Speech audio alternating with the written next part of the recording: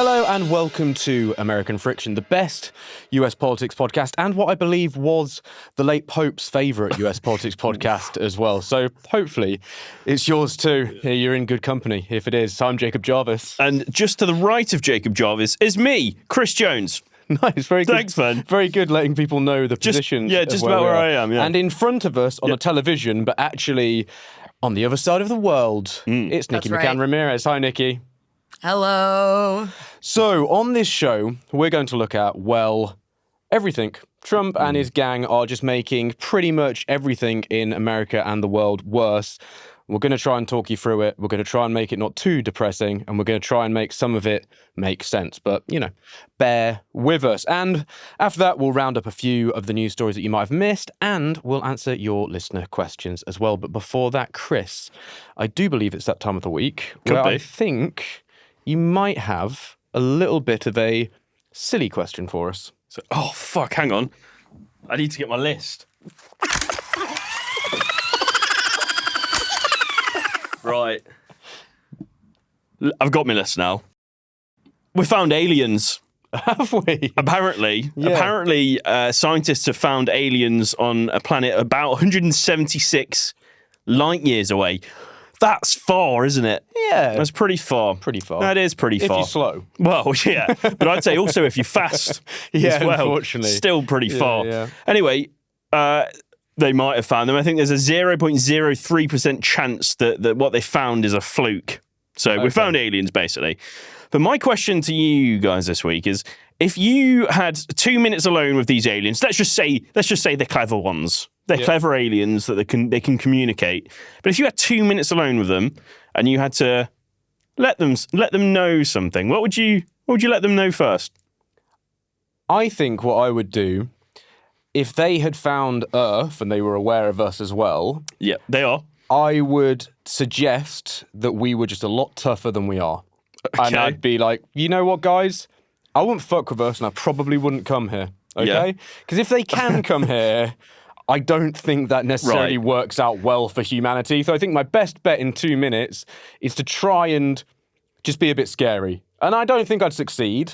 Yeah. But I think that's the best chance, because I can't think I could communicate anything very well to them in 2 minutes that's worthwhile. So you're starting off this relationship purely with threats. I think so. Nice. Because I just don't want them to come. If they are technologically advanced enough to find Earth, and get here, then I think we could be in trouble. Sounded a little bit like Donald Trump there. I don't want like scary alien overlords. How do you know they're scary? I don't want a war of the They world situation. They might be, but then I think they probably don't want to chat to me anyway. They just think. Well, they do. They do in this scenario. They they're do being want to. forced to in this scenario. I think they probably just think. No, you've been chosen. I'm an ant. I'm just a little ant to them on a random planet they don't care about. Well, they do care. Okay. They care. We have to have a nice chat. I'd ask them if they've got any strikers that can start up top for Leicester. Okay. And see if that's possible. Yeah, well, Vardy's gone now, so we're going to need it. Yeah, exactly. Nikki, what would you say to the aliens? I, for one, welcome our new alien overlords. Yeah. And Okay. I would do my best to direct them to alternate food sources that were not human meat. Oh, okay. So in your mind, they're eating us. Oh, yeah. Oh, okay. Oh, yeah. Nice. I agree with Jarv. If they can make it all the way here, we are in danger. Yeah, I think Okay. that's fucked. What if we've made it all the way there, though? Oh, well then, some billionaires made too much damn money. Yeah, And I'm that's not true. happy about that either. So, Maybe yeah, that's what Jeff Bezos was testing when he sent Katy Perry to space. It could be. Gosh, what would she say? Well, I don't doesn't know. she have a song, Alien? Yeah, she just sings an alien song at them. Oh, God. She that's does. terrible. Chris, I'm assuming you're more alien-friendly than Well, us. I've got a list, and I've called this list 5 things I'd tell aliens. Number 1, chips are best triple cooked. Number 2, Creed aren't that bad. Actually, they're quite good. Yeah, that's true. Number 3, Viggo Mortensen actually broke his toe in the scene where he kicks the Uruk helmet, and so the scream is actually real. Okay. Number 4, Brexit was bad. And number 5, don't listen to Trump no matter what you do. And I'd say it exactly like that. Okay, well, I'm glad we've got that cleared up. Shall we get on with the main bulk of the show? I think we might have to. Welcome back to American Friction.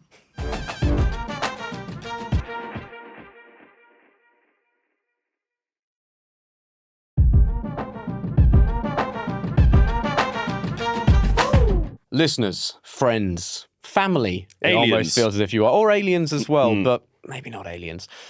We love making this show. We love that you love listening to it. We really appreciate you listening to it. But what we would appreciate even more would be if you could find it in your heart to back us on Patreon. One of the things you can get on Patreon is really cool merchandise, which I'm showing if you're watching the video. I'm showing it as well. And Chris is showing it too. Mine's like a metal font American Friction t-shirt, and yours is a more maybe preppy hoodie, but it's pretty cool. Preppy. It's a hoodie. Yeah, I don't know. It's a hoodie with our logo. It's beautiful. Yeah, it's nice. It's colourful. When I say that, it's got blue and red on it, and it's grey. And it's grey. And it's comfy. Good. It's very comfy. It's very comfy. Well, you can get all of that if you back us on Patreon. Chris, tell them more stuff they can get. For just £3 a month, you'll get, access to merch and bonus content. But if you join our £5 a month tier, you'll get access to our chat community on Patreon, where we can speak to each other. You can speak to other listeners. You can speak to us, which is brilliant. It is good. About everything that's going on in US politics and get to the bottom of the madness of it all. It sounds great, doesn't it? And on the higher tiers, you can get t-shirts, hoodies. We've got a tote bag, I think. We've got a tote bag. We've got mugs. They're all really good. I've been drinking out of my mug, and it makes everything taste better. Everything tastes better. It just makes it all taste better. Wow. So if you want one of those very special, make everything taste better American Friction mugs, then please do go to patreon.com/American Friction to sign up. And if you can't support us financially, we totally get that. But if you could go and make sure that you are subscribed wherever you're listening to the show, and go rate and review it. And let us know what you think. On to the show then. Big question first, Nikki, and one that I know is close to your heart. Did JD Vance kill the Pope? I'm not here to make accusations. We can confirm nor deny. And legally, I am not proposing any theory. I'm just saying that it is highly suspicious to me that known anti-papist JD Vance was the last person to see the Pope. Yeah, it's suspicious. I would say so. Someone's got to do a deep dive on it. But we can't say he didn't, but I don't know. Maybe the Pope just thought, I mean, bloody hell. He was old. We all agree. He was infirm. We all agree. But by all accounts, he was doing better. Yeah, he was no longer in the hospital. And maybe the sheer stress of meeting with a smarmy little asshole like JD Vance exactly. is what did it. Who's to say? I'm not a doctor. I think that there could be a point in time where, you get really old. I'm probably because of medical advances, we're all going to be 120 or something like that. And I might just go, I can't really be that bothered with this anymore. And meeting JD Vance, I'd think, wasting my time here. And if I'd made so much good graces with the big guy, you think, not speaking to JD Vance, off to speak to my guy up who are in heaven. Yeah. So that could happen. Okay. My guy who are in heaven. On to a more serious note, though, Nikki, but seriously. Yes. Should we focus a little bit more on what Pope Francis did say around the time of Vance visiting him? Because he kind of made it clear that he wasn't particularly a fan of Vance and the whole agenda. Oh, yeah. And I'll dust off my Catholic credentials here. I think this is a really sort of watershed moment for the Catholic Church. Francis's papacy, compared to like Benedict XVI's papacy, was visually different. It was theologically different.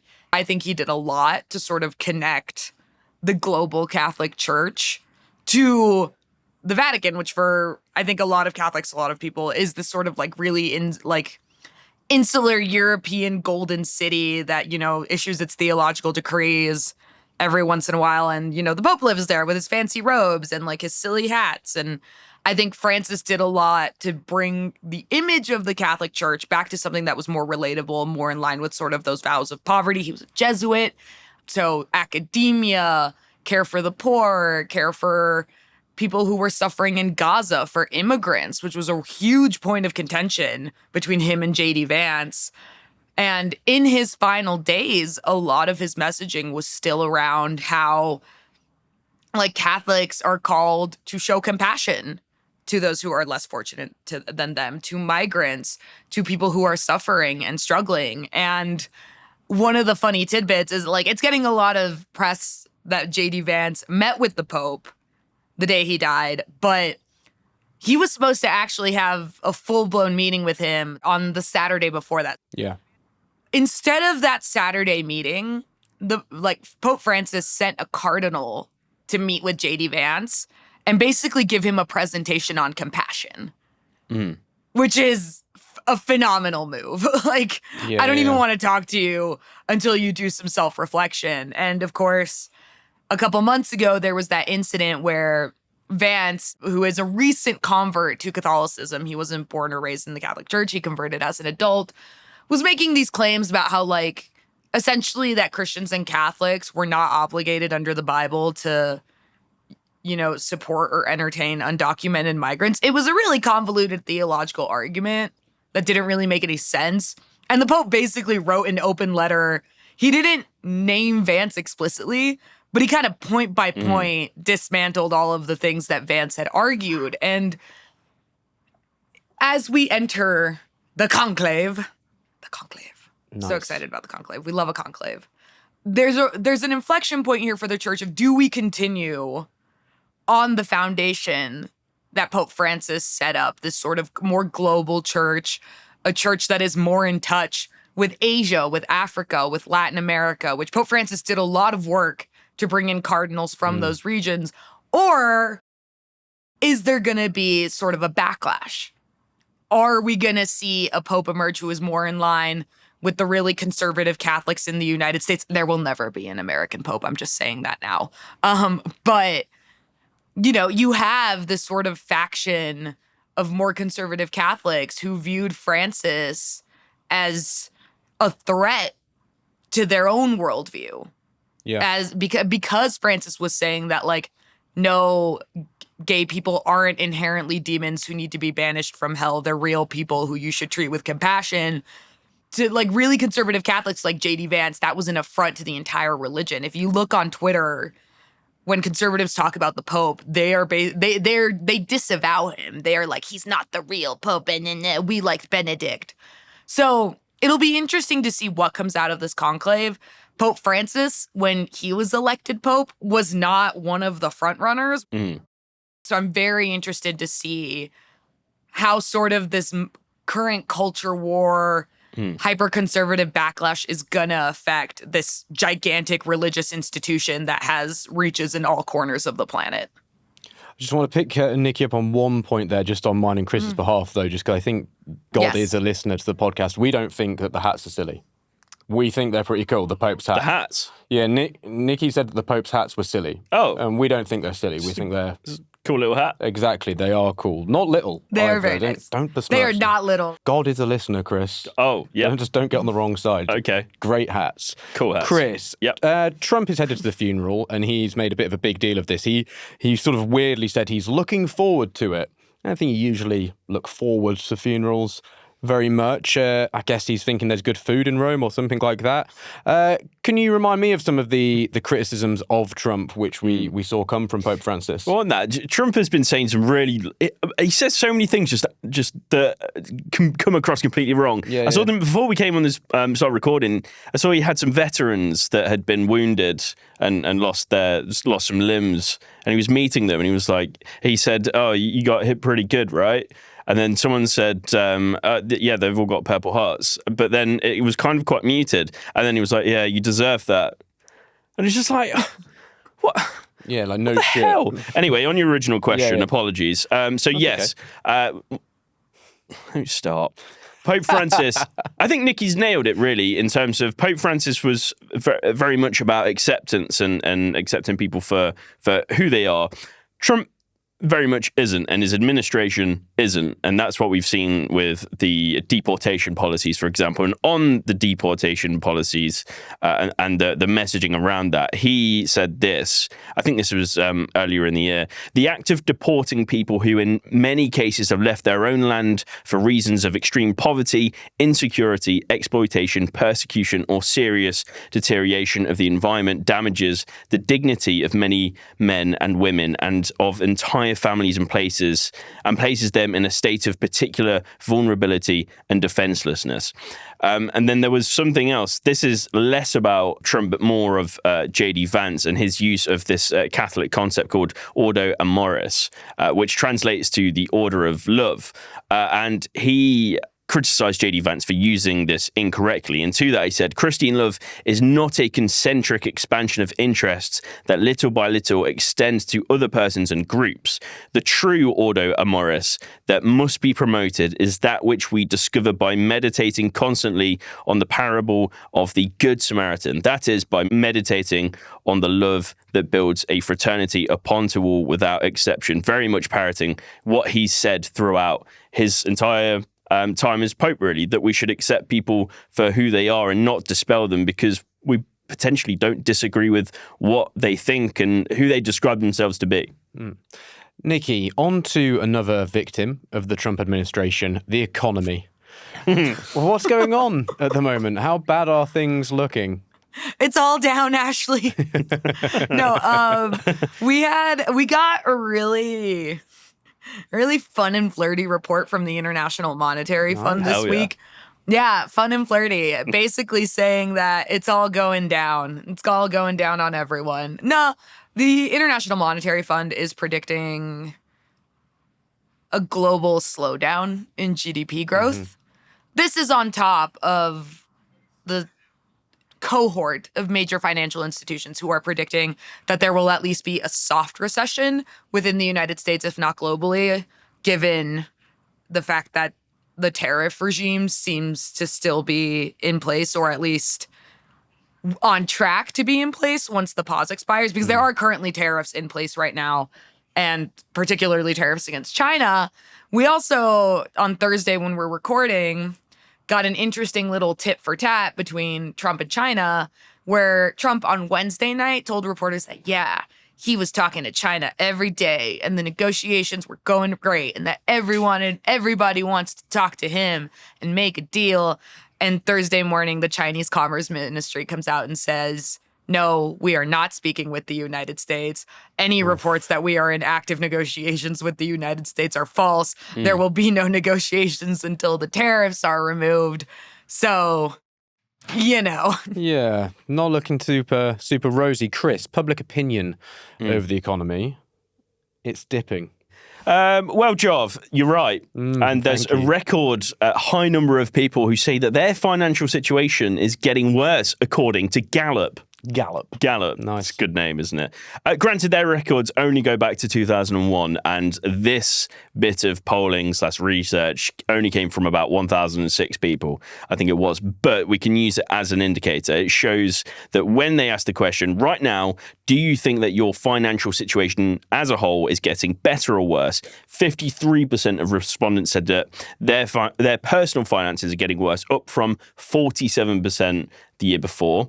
38% said that their personal finances were getting better, which is down from 43%.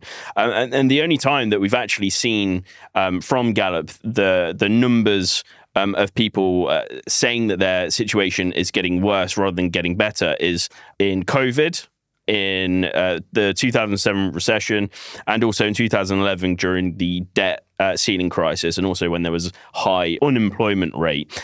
Also, YouGov did some polling that suggested that the majority of Americans right now said that the economy is getting worse. In December 2024, 29% saw it as good or excellent. Christ, I went northern then. Now, only 23% do. Ooh. So there's a whole lot of polling from a whole lot of credible sources that suggest that people think the economy is getting worse. Yeah. The economy? The economy. As well, I mean, 2001 is kind of far back these days.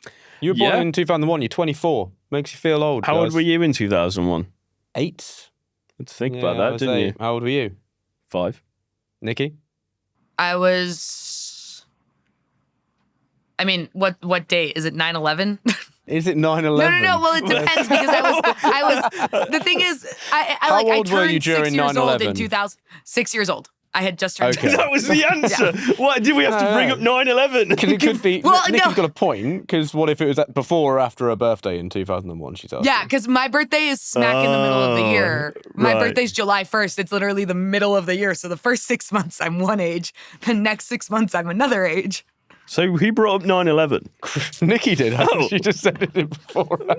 I'm sorry. Did it before or after 9/11. I'm so sorry. Yeah. The thing I'm is, when so anyone, confused. the thing is, this might be you because you're confused? not in the No, United no. States, but when anyone asks you how old you were in 2001, 99 out of 100 times it is related to 9/11. Right. So the Okay. answer you give is how old you were on 9/11.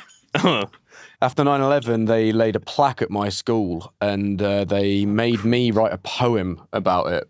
And I would love to get a copy of that poem now because it must have just been ridiculous. Just 8-year-old me writing a sorrowful poem from Lincoln about 9/11. Oh, dear. They really just Yeah. thought, the teachers must have been in hysterics No, about you'd that think so, behind the wouldn't you? scenes. Yeah. We're getting into a lot this show. The as we thought was there, promised you. It was. I'm sorry. I had an American moment there and I have derailed the segment. Nikki, Trump is getting pushback from the courts for his intentional non-compliance with court orders regarding the deportation of Kilmar Abrego Garcia. What's going on there? Can we talk a little bit about what is happening at the moment and how he's flouting what the courts are saying? So Kilmar Abrego Garcia's case is getting adjudicated in multiple theaters at this point because, he is his own case and then he's a part of the larger case of the migrants who've been deported to El Salvador. There's stuff being litigated in the Supreme Court, but his case is primarily based in Maryland. It's the Maryland Circuit Court. And on Wednesday, the judge overseeing the case, Paula Zenas, torched it. Like, I have rarely read court filings that are that excoriating in their criticism of the defendant. She basically told the Trump administration that they're engaging in a willful and bad faith refusal to comply with the court orders, what the court is demanding of them. Right now, the specific dispute is that Kilmar Abrego Garcia's lawyers are requesting discovery, basically documents, evidence related to the background of his deportation, who was in charge, who made the decisions, what evidence did they have against him, communications regarding how this has been handled from the Trump administration. And the Trump administration is trying really hard not to comply because discovery more oftentimes becomes public and it can look very bad for them. It's almost like they didn't follow due process for the whole thing. Yeah, it's almost like they pulled this out of their ass and are now facing the consequences. But yeah, the Trump administration have been claiming that because these discussions involve potentially the president and members of the cabinet and are related to national security and the Department of State, they're privileged and therefore outside of the court's reach. But they're not so when you assert privilege, when you say these communications are privileged and the court and the public can't have access to them, you have to provide the judge a reason why. And what Judge Zenas is saying here is you guys have in no way, shape, or form justified these claims. You're basically trying to railroad the court and do whatever you want while asserting privilege. And unfortunately, for you, that's not how it works. Has the judge just tried texting Pete Hegseth and asking? You know what? It's a good idea. We should get her his number. Yeah. Well, that's actually an argument they made in court at one point. In Massachusetts, a judge issued an order blocking the deportation of migrants under the Alien Enemies Act. And then I believe the Trump administration went ahead and deported those migrants anyway. And they argued that the order didn't apply to them because the judge had issued the order to the Department of Homeland Security. So Kristi Noem, ICE, DHS, but it was actually the DOD, Hegseth, the Department of Defense, that had carried out the deportations. It's that kind of bullshit. It's like, oh, well, if you say this department can't do it, we're just going to have another department do it and say that your order wasn't valid. Yeah, so it's a lot of bullshit, but I'm very glad judges like Zenas and Boasberg in D.C. are telling the Trump administration, you're out of line, you're not complying, and if you don't comply, as in the case of Boasberg, I'm going to hold you in contempt of the court. On other bullshit points that they're making, can we talk a little bit about the hand tattoo photo that Trump was sharing? Jesus. So there's suggestions that this could be photoshopped, but then even if it's not photoshopped, it seems like he's really clutching at straws for it. So for listeners who might not have seen the photo, could you describe it a little bit for us and what's going on? And yeah, give it a little bit of a Nikki McCann-Ramirez fact check for us. Fact check? Yeah, so the Trump administration has been circulating photos purporting to be of Guillermo Abrego Garcia's hand. It's like his knuckles. Yeah. It's like knuckle tattoos. And it's a marijuana leaf, a smiley face, a crucifix, and a skull. And they're saying that those 4 things in some way, shape, or form spell out MS-13. So like M for marijuana leaf, S for smiley face, 1 for the crucifix.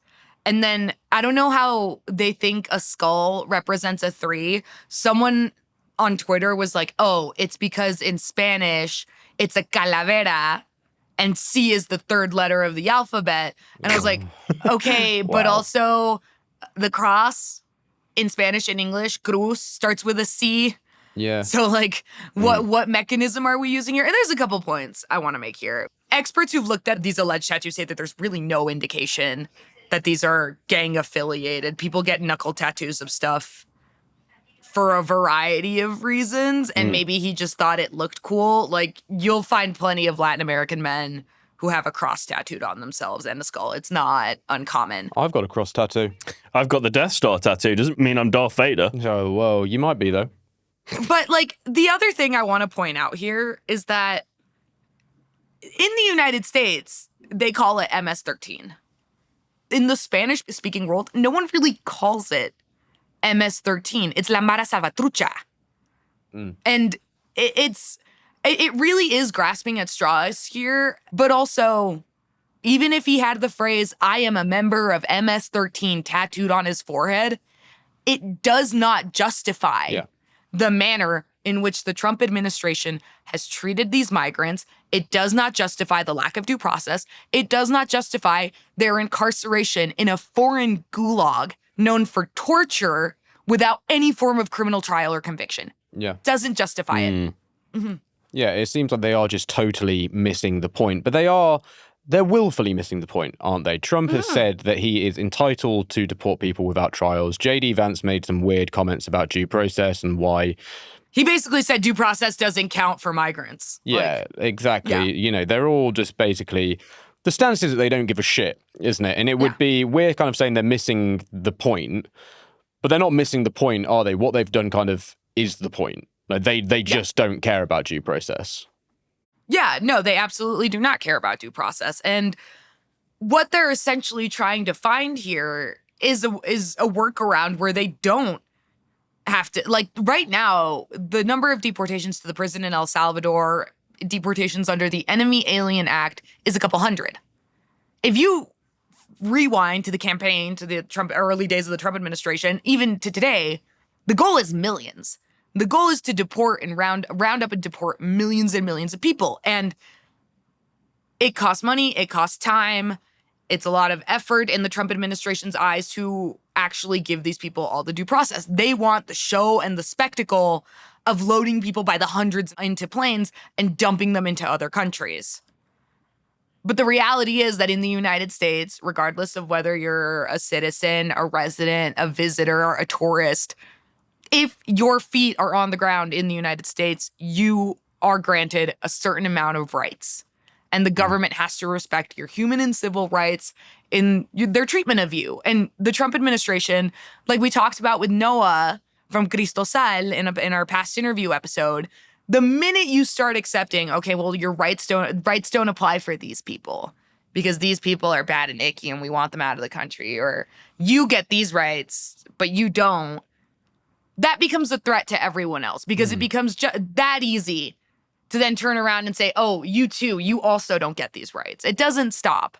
So I think Chris Van Hollen, the senator from Maryland, who actually went to El Salvador and basically made a public stink until Bukele was forced to grant him an audience with Guillermo Abrego Garcia, made some really great points about this because people are saying, like, why do you care about a terrorist, an alleged gang member, blah, blah, blah? Like, isn't this bad for your polling? Doesn't this make Democrats look like they care about gang members more than they care about Americans?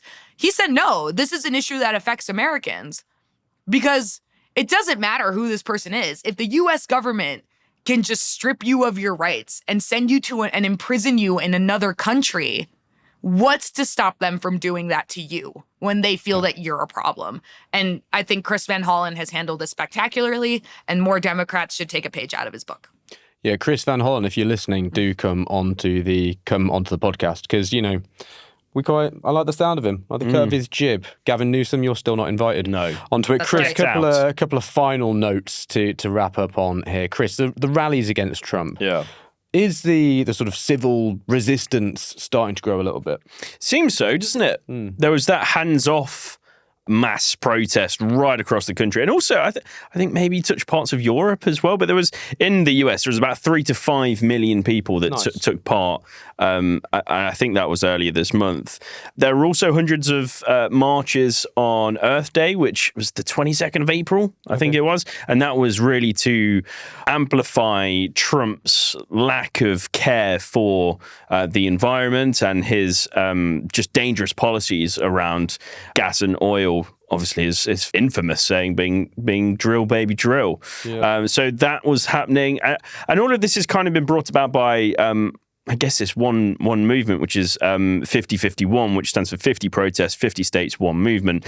And on their website, it says this. It says, our movement shows the world that the American working class will not sit idly by as plutocrats rip apart their democratic institutions and civil liberties while undermining the rule of law. There are also plans from this movement as well to make mass protests on the 1st of May, not just in the US, but right across Europe as well. And on those protests that are going to take place, it says, we will not be intimidated by Trump, Musk, or their billionaire backers. They've ruled for too long. Their time is up, and May Day is just the beginning. And then, as Nikki says as well, there are also Democratic states that are protesting against a lot of what Trump is doing. I think there was one in Illinois, which Governor J.B. Pritzker announced that his state would review government contracts and investments with businesses in El Salvador, as well as trade with the country, basically to try and bring about a boycott with El Salvador based on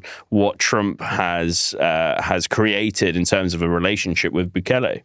On the public opinion of Trump, finally to wrap up this section, give me some of the polling there, Chris. It's all slip, sliding, isn't it? It's slip, sliding.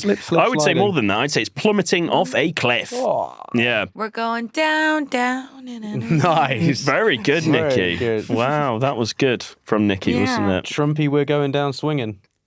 That wasn't so good. Hey.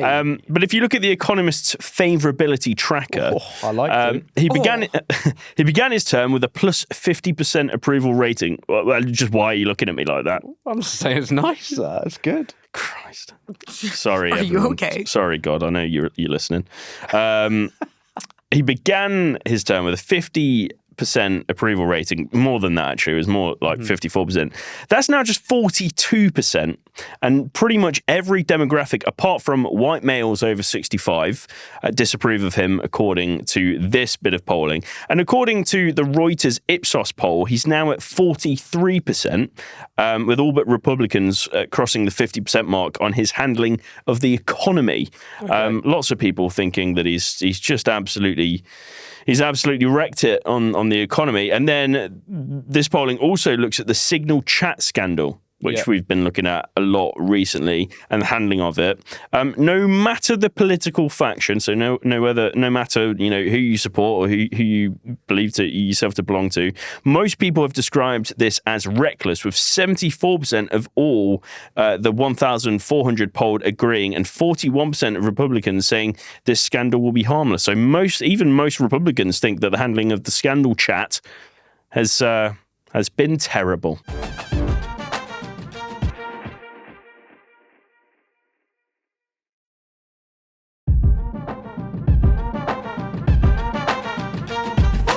now to round up a few stories that you might have missed. You might not have, and that's completely fine. We're not trying to insult you. We just want to talk through some more stories. So anyone who was offended, don't be. And if you have missed these, that's also fun. We're going to fill you in. So let's talk about them.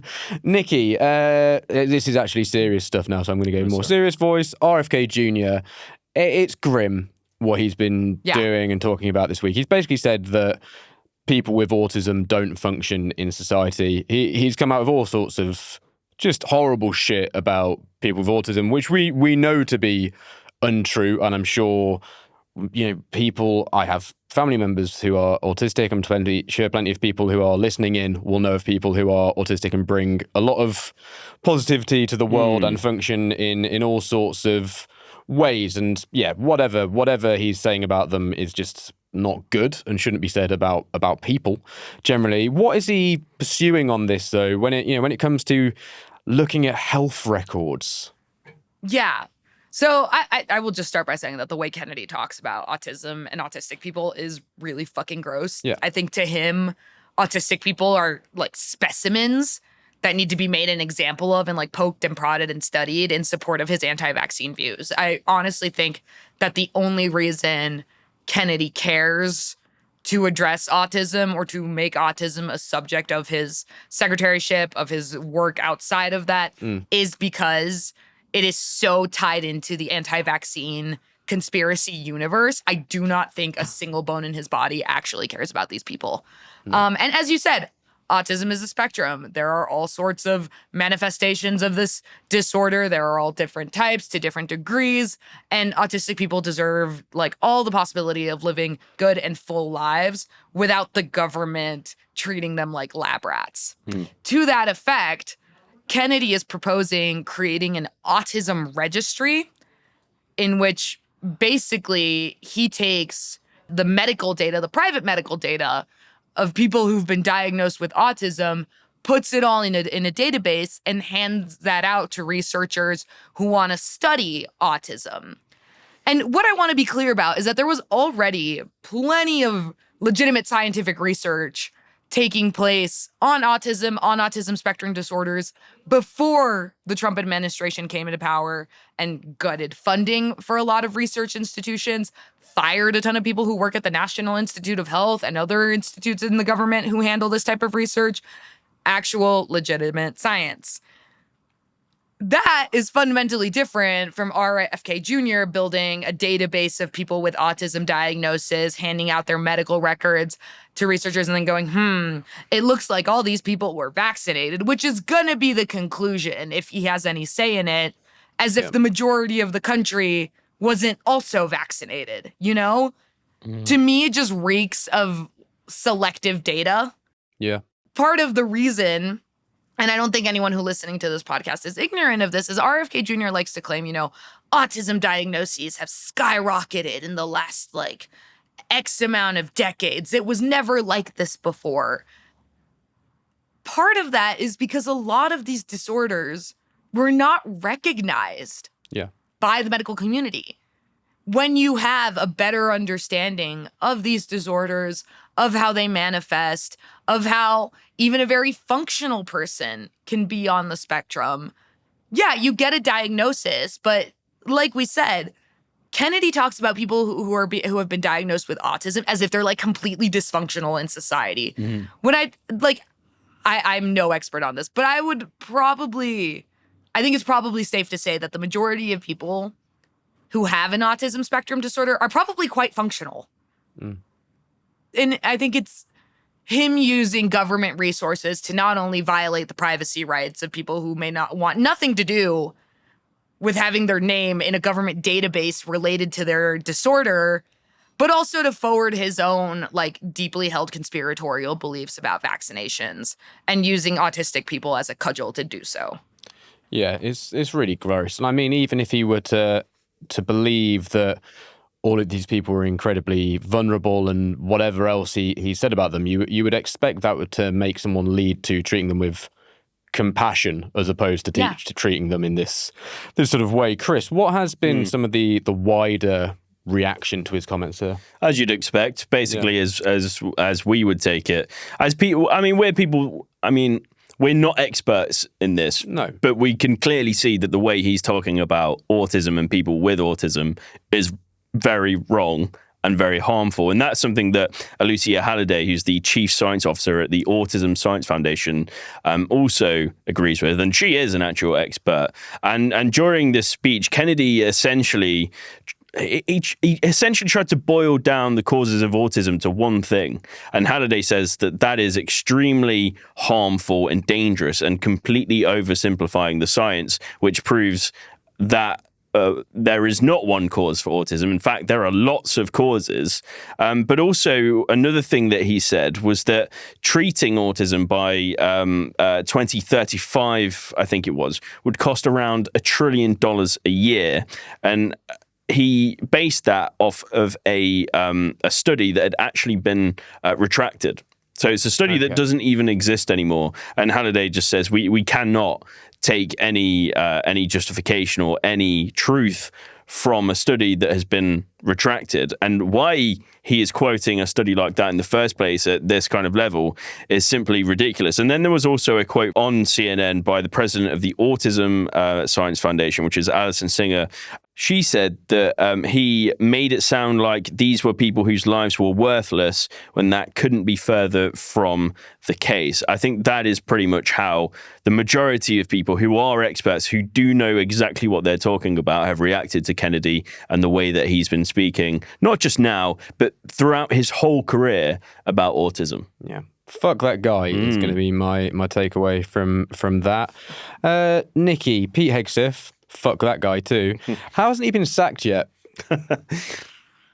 I mean, there was an NPR report indicating that the Trump administration was exploring getting rid of him. For those who haven't been looped in, we talked extensively about the Signal chat scandal where Hegseth sent a text detailing airstrike plans against Houthi militants in Yemen to a group chat where Atlantic editor Jeffrey Goldberg had accidentally been added. It was the group chat with like JD Vance and all the major, like big members of the Trump administration, Tulsi Gabbard. It turns out he sent that same information to another Signal group chat where his wife, a Fox News producer, his brother, who is like a spokesperson for the Department of Homeland Security, and his personal lawyer were in. So outside of his brother, who works in an entirely different department agency, this was a chat that wasn't for government officials. And he went on Fox News on Tuesday and basically was like, yeah, I sent it for media coordination purposes. It's like, dude, my guy. And I mean, part of it is that the Trump administration, Trump, dear leader, will never admit that he was wrong. I think getting the confirmation battle surrounding Hegseth was so contentious and so hard fought, and the nomination was so close to tanking so many times that I think for the Trump administration to sack him over this, oh my God, look at me using British terminology. Yeah, nice. I'm getting so good. For the Trump administration to sack him over this would basically be an admission that they picked the wrong person, especially because he's only been in the job for, 2-ish months? And you're already having problems like this at other agencies. At the IRS, they've been through 4 interim commissioners. Yeah. Since Trump was inaugurated, they're already having these kinds of problems. It can't look like major government officials are just like in a revolving door because they're all massive fuck ups. Well, if they just need someone with flicky hair who's good on camera. Speak to me. Exactly. Oh, I'm bold. Chris, he's been weird in the media appearances, hasn't he? Oh, has he? That's the thing, yeah. Oh, yeah. Because that is just a point on Hegseth. He was hired because of exactly that. He just looks like you could cast him in a movie as a president or senator TV or whatever. guy. He just has that sort of vibe about him. And he's a TV guy to be a meat shield in front of the cameras because apparently he's really good at it. Does he look really good at it? For listeners not watching, I pulled a really weird face there. I think previously I had said that he is a good media performer, and he was. He used to be. But now he just seems to be overcompensating so much. He's like backed into a corner and he's just desperately grasping for some space to be able to get free. And it is so obvious. He is being so defensive over every accusation, which, by the way, seems to be more than accusations because he actually did these things.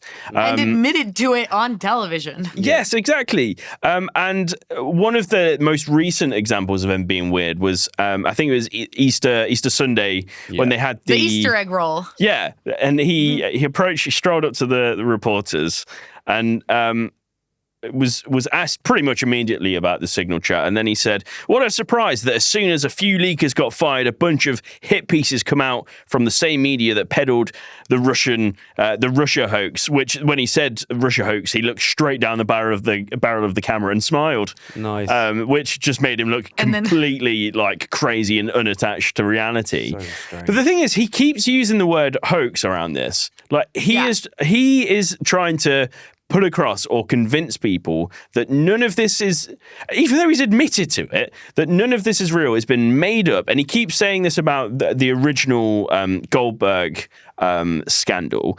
But he's saying it but he's admitted to it. I'm so confused about it. Even Fox News can't trust him. I think when this came out, I think it was Brit Hume, when after the messages had been authenticated and they said they were real, he was still pushing this idea that it was a hoax. And Brit Hume was like, "Oh, for God's sake." I think that's an actual quote. It is. He said, "Oh, for God's sake," when Hegseth kept pushing this angle. I don't know how anyone can trust him. And also, just going back to... Because it's worked before. Yeah, but just before we carry on with that, Phil Hegseth, his brother, used to be a podcast producer. Yeah. What the hell is he doing there in the job role that he's in now? It doesn't make any sense. You too can make it to the U.S. government. Yeah, Simon's got a career. He's moonlighting. Simon, do you fancy it? U.S. government.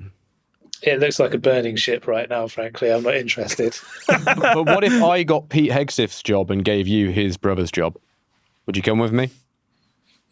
Let's talk. All right, sweet, nice. I like that. Thank you, man. I'll add a couple points here. The first one being at the White House Easter egg roll thing. I thought it was incredibly funny that he's like yelling at well, he wasn't yelling at the camera, but he was like speaking to the camera in the like Fox News voice he has because he was a Fox News host. Yeah, but then he just like points at his children. And he's like, "This is who we're doing it for." And one of his kids was just like, He pushes his daughter's face to try and move away as well when he's like, "We're going to go now." And he tries to. It looks like he's trying to like pat her on the head and he just pushes her face back to move her. You just think... It was honestly, it was like a scene out of Veep. Yeah. It was so... It didn't seem real. No. But it was. I want to... Like, the other two things I want to throw in here is the hoax thing, I think, in Hegseth's mind works because... He's a former Fox News host. He was one of the people who turned January 6th into, oh my God, they're persecuting these rowdy tourists. And then to that point, him saying like, "Oh, as soon as a bunch of leakers get fired, all these hit pieces come out about me." The original story about the original group chat wasn't a leak. They added a journalist to the fucking chat. And in order to cover his own ass, Pete Hegseth is like, "Oh, we're launching an investigation into leaking at the Pentagon." Yeah. Fired 3 people who were like, they issued a public letter being like, "We have no idea what's happening or what is related to." And then when it comes out that it's just, he's the leaker. If you're like, we're all looking for the guy who did this. It's you, Pete. It's you. The end of Doge. Let's get on to the end of Doge, because someone we haven't spoken about as much lately is Elon Musk. I'm very glad to not be speaking about him quite as much, but it does feel a little bit strange. Like there's a little Musk-shaped hole in the podcast. He's detailed his plans to stop working with the government. When's this going to happen? What's going on? So, as we talked about on a previous episode, Elon Musk is a temporary government employee. So his time in the White House is legally set to expire in May, regardless of whatever's going on. Were they going to respect that? That's another question. But legally, it would have ended in May. The bigger thing is that Tesla's earnings report came out this week. Yeah. And it's really bad. Slippy slide. Slippy slidey. Dippity downy. Yeah. It's all down, Ashley. Dippity down. So on this earnings call, it looks like Tesla's quarterly earnings plummeted by 71% compared to last year. The electric vehicle company saw a 9% decline in revenue year over year. Its total earnings were down from $1.4 billion in the first quarter of last year to $409 million in the first quarter of this year. Yeah, the company stated that Tesla's income was offset by selling $595 million in zero-emission tax credits, which helped the company avoid an outright loss, but things are really bad. And of course, as we've talked about, part of that is because the electric vehicle market is getting more competitive. I think the other bigger thing is that Elon Musk's brand, as we talked about earlier in the pod alongside Trump, is becoming incredibly toxic. You have national and in some cases like global protests against Tesla. He's the face of a lot of really unpopular policies. So I think we talked about it before, and I think one of the options that we discussed for Musk's exit from the Trump administration is now coming to fruition, which is he is in this position because he's a rich guy that makes a lot of money and was able to buy himself a presidency. Yeah. If the income stream for that is now in jeopardy, either his companies are telling him, get your ass back here or we're cutting you out. Or in his head, he's just like, oh, I'm losing a ton of money. This is no longer sustainable. Like, I need to get back to making my money. And you know what? I'm not sorry to see him go. I think he will still continue to have influence. I think it will probably be less prominent than what he's been doing the first couple months of the administration. But if I were a billionaire who was losing a ton of money because everyone hates me, because I made myself the face of a really shitty administration, and I was trying to not do that, I would make myself a plan to transition from being an Elon Musk style plutocrat to like a Mercer family, like a Leonard Leo type who's just in the shadows, dumping my money into causes that I want to influence, minding my own business while absolutely not minding my own business in the slightest and making the country worse for everyone. But I think much like Trump, Elon Musk's ego is massive. And I don't think he's capable of operating in that manner. And if it costs him his companies, good. Yeah, I've said it once, I've said it twice, and now I shall say it thrice. Fuck that guy. Yeah. Hear ye, hear ye. And like the criticism like liberals, Democrats, progressives often get is like, why are you rooting for the failure of Tesla? Like, it's so much for the environment. That argument maybe could have stood like 10 years ago when Tesla was one of the only major electric vehicle manufacturers who was actually worth something. It's not the case anymore. The market is incredibly competitive. There are plenty of other like companies who can take over that space. More companies should be investing in electric vehicles. We do not need this guy. He fucking sucks. And when the aliens get here, it'll be sweet. Yeah, and I don't want him talking to him. Exactly. Yeah. Nikki, Harvard, on a final note on this section, then we'll get into some listener questions after that. But Harvard is standing up to Trump as an institution. Yeah. What's the row over, and why is Trump getting so mad? Yeah, so there's a couple things going on here. I think we talked about it in a previous episode, but for a long time, Republicans have had a fixation on institutions of higher learning, universities, basically accusing them of being centers of Marxist, communist, left-wing indoctrination that need to be reined in. So Trump coming into office, that's been going on for a really long time. And then you had October 7th, the ongoing conflict in Gaza between Israel and Gaza. And you had national student protests 6 months after this flare-up of the war started, protesting the as we've talked about, extremely disproportional retaliation by Israel against the Gaza Strip. Republicans, as did a lot of other conservatives throughout the world, accused protesters against Israel of being anti-Semitic, anti-Jewish hate mongers who were pro-Hamas, pro-terrorism. And the Trump administration is turning that flashpoint, the flashpoint of student protests regarding the war in Gaza, into a vehicle through which they can achieve the policy goals that they have laid out for years targeting private universities because they don't like their politics. Yeah. What they've threatened to do, they did it to Columbia, they did it to a couple of universities, is basically say, either you comply with our demands on XYZ, or we're going to cut you off from federal funding.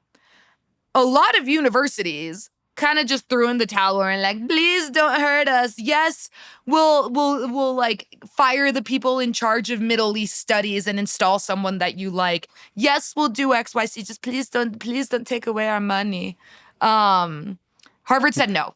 Harvard was basically like, sure, freeze it. We have an endowment and we'll sue you because this is a violation of the First Amendment. And, you know, Harvard is snooty. In some ways, it's a little overrated. They definitely charge way too much for tuition. But I think good on Harvard because it is an institution. It's old as fuck. It's been here basically since the founding of the country. I'm sorry. You have universities that are older than our entire. Yes, it's old by American standards, sure. Yeah, Oxford University, older than the Aztec Empire, I believe. Oof, we can't compare, and I understand. But it is good that an institution like this isn't just folding over and being like, no, please let us keep our federal funds, saying, no, actually, we're going to sue you. And you have no standing here. And we are an independent private institution, and you are violating the First Amendment by doing this. And no, we will not comply. Harvard, of course, produces a lot of lawyers, so I think they have a bit of an advantage here. But Trump, obviously, is very mad that they didn't just roll over, show them their belly, and like be like, yes, sir, whatever you say, sir. And on Thursday, right before we recorded this podcast, do you want me to read you the post? Oh, go on then. Oh, I love reading you guys a Trump post. Do it in the Trump voice. No, I can't. Come on, Nikki. Yeah, you proved you could last week. Do it in the Trump no, voice. No, I didn't. You made fun of me. No, we're not making fun of you. We'll close our eyes and do it in the Trump voice. And we'll no, I refuse. I'm not doing it. Come on. Harvard is an anti-Semitic, far-left institution, as are numerous others, with students being accepted from all over the world that want to rip our country apart. The place is a liberal mess, allowing a certain group of crazed lunatics to enter and exit the classroom and spew fake anger and hate, all caps. It's truly horrific. Now, since our filings began, they act like they are all American apple pie. Harvard is a threat to democracy. And then he goes on to like shit on some lawyer who like worked for him and he says should be fired. But anyway, imagine if Keir Starmer or, you know, King Charles woke up one day and was like, yeah, Oxford is a threat to democracy. Like, that'd be weird. It'd be really weird. It'd be really weird. Yeah. For a fourth time, Chris, do you want to see it this time about Trump? See what? Say it. Say what about Trump? Fourth time. So I've said it 3 times already. Oh, yeah. Go on then, say it fourth time. Fuck that guy. Yeah. Yeah, nice. Right, let's get on to some listener questions. These are from our Patreon chat community, which you can join, patreon.com/American And Friction. you should join it. You should. This is a big question and quite a hard question, actually, but thank you for it. Matthias Boeing has asked this. In his book, Principles for Dealing with a Changing World Order, Ray Dalio has studied history for typical signs when a world order is changing. He has identified many of these signs of decline in the US exceptionalism over the last years and vice versa in the rise of China. How close are we to an open challenge from the new kid on the block, China, to US exceptionalism, and are we in the end game of that new world order change, where China is openly trying to take the role of the leader of the world? Brackets, for better or worse, close brackets, question mark. Nice. I've got some notes about this one, because I thought I would look into it a little bit, do a bit of heavy lifting. Shall I go first? Do you want to go in first? I think you go first. Yeah. So, I haven't read that book, Matthias. I'm going to level with you. But I've looked into, I started listening to it as an audiobook this morning on my walk into work, and I've looked at a few of the things that Ray Dalio has said.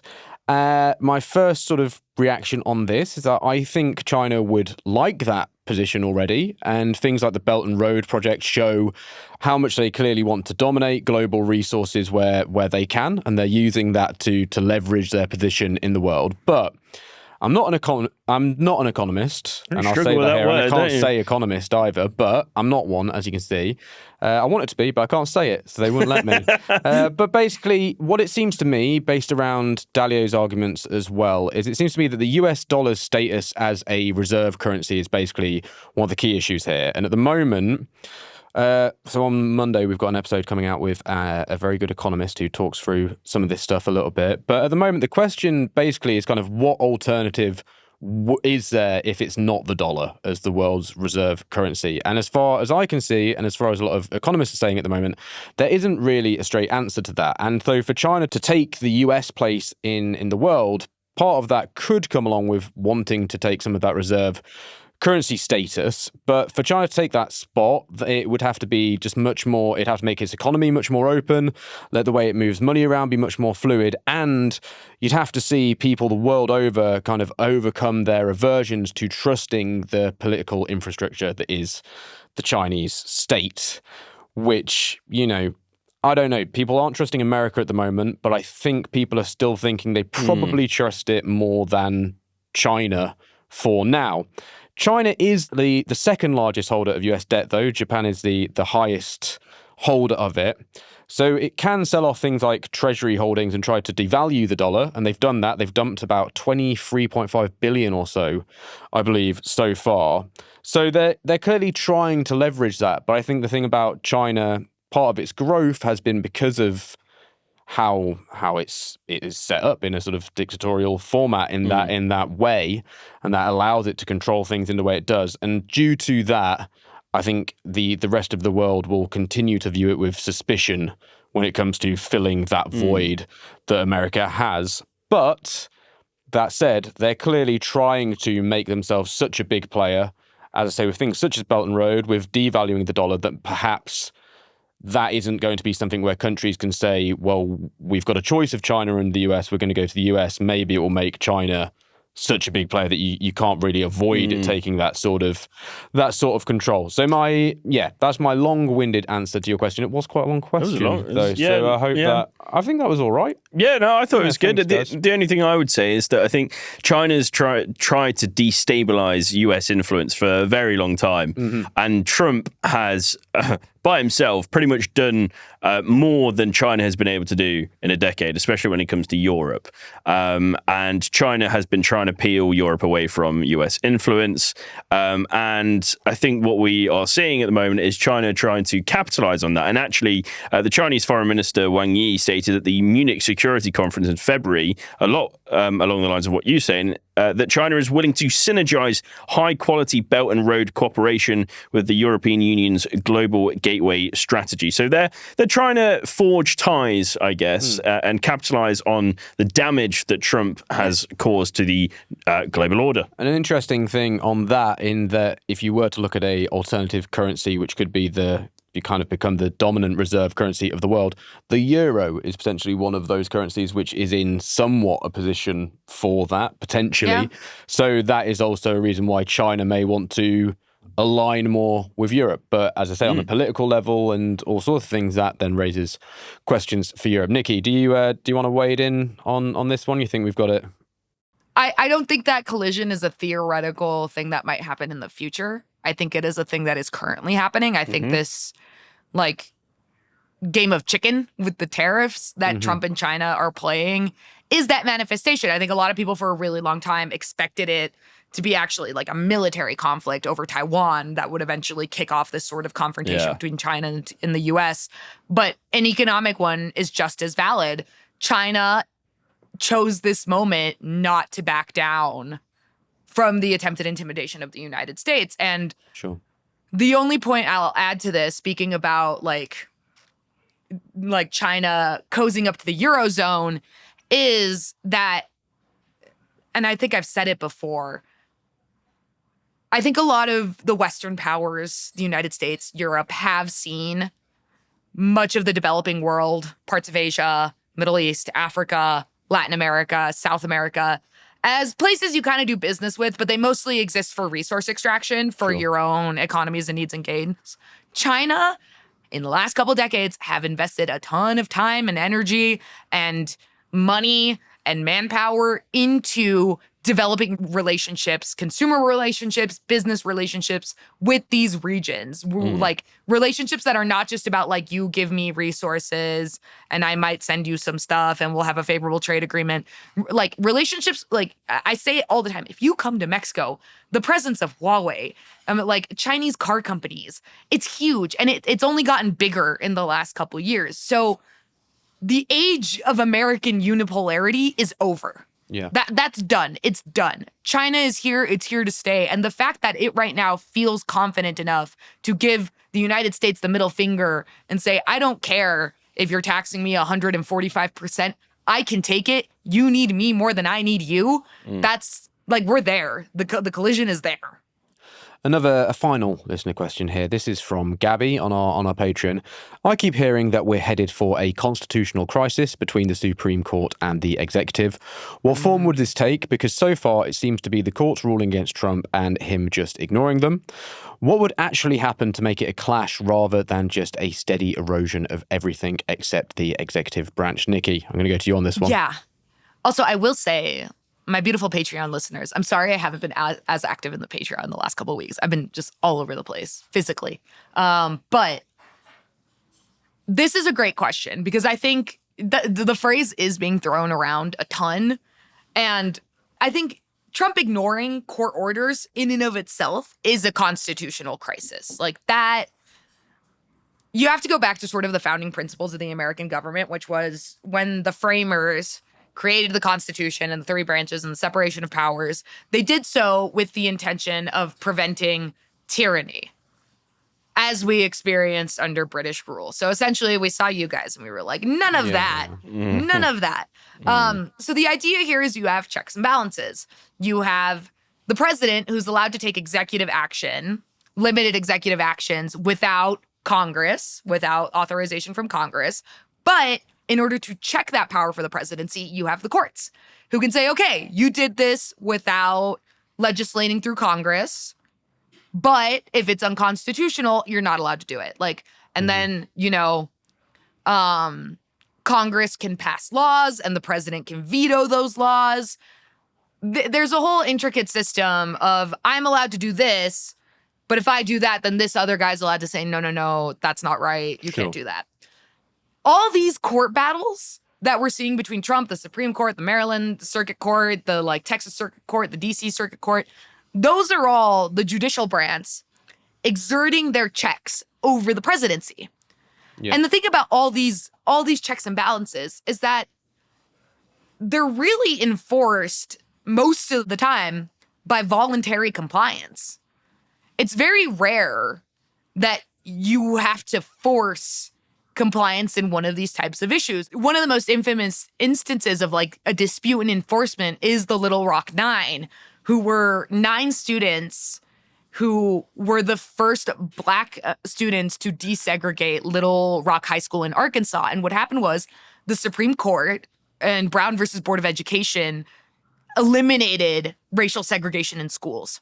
And the governor of Arkansas said no, like, I'm not enforcing this ruling. I'm not accepting this ruling. I will not desegregate the schools. And these 9 students who were the first Black students enrolled in Little Rock High show up, and there's this mob of white people just screaming at them, basically blocking them from entering the school. And what President Eisenhower had to do was send the National Guard to the school in Arkansas to let these students in. And it's very rare that you have disputes of enforcement that escalate to that level. So the Trump administration flouting these rulings is in itself a constitutional crisis. Like maybe a smaller one than people are expecting, but it's there because it's basically the president saying, I don't have to follow this order.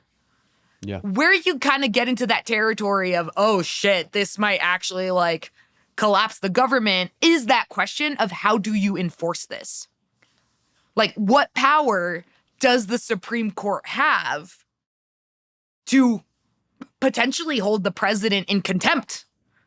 Or as in the case of Judge Boasberg in the DC Circuit Court, where he is basically telling the Trump administration, if you guys do not rectify the like illegal acts you made in relation to these deportations to El Salvador, I will start holding government officials in contempt.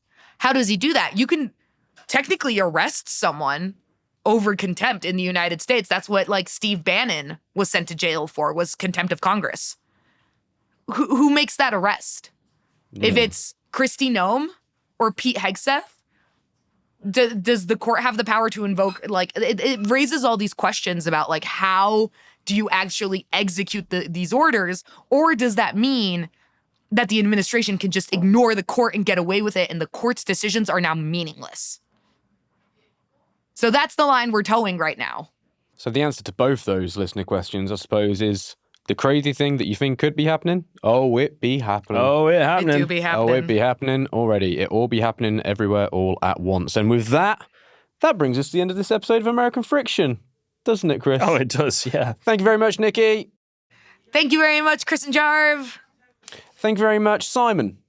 Thank you very much, Jarv and Chris and Nikki. Thank you. One little thought for the day that occurred to me is Sure. that the most progressive person that's been mentioned on this podcast today is the former Pope, which is just really sad state of affairs. Yeah, fair.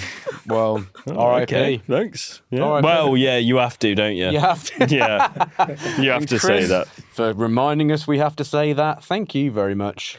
Thank you, Jarv, Simon, Nikki. Nice, thank you. And thanks to all of you at home for listening to the podcast. Remember, if you enjoy what we do, we'd really appreciate it if you can go subscribe, rate and review wherever you're listening to the podcast. And if you like us especially and you're feeling a little bit flush at the moment, you've got a hole burning in your pocket, then remember you can support us on Patreon, where you will get episodes ad-free. You can get access to our chat community. We do bonus content, and, which me and Chris will model if you're watching our video now, you get some pretty cool merchandise. I'm going to move my microphone out of the way quickly. Sick. So yeah, go sign up if you want to get access to all of that. We'd really appreciate it. It's patreon.com/American Friction. That's patreon.com/American Friction. And a quick housekeeping note, we're coming up to 1 year of this podcast next week, so we'll have a very nice, fun episode for all of you. And thanks very much for sticking with us. Anyone who's been here from day one, let us know. I'm Jacob Jarvis. Thank you so much from the bottom of my heart for listening to American Friction. Bye-bye.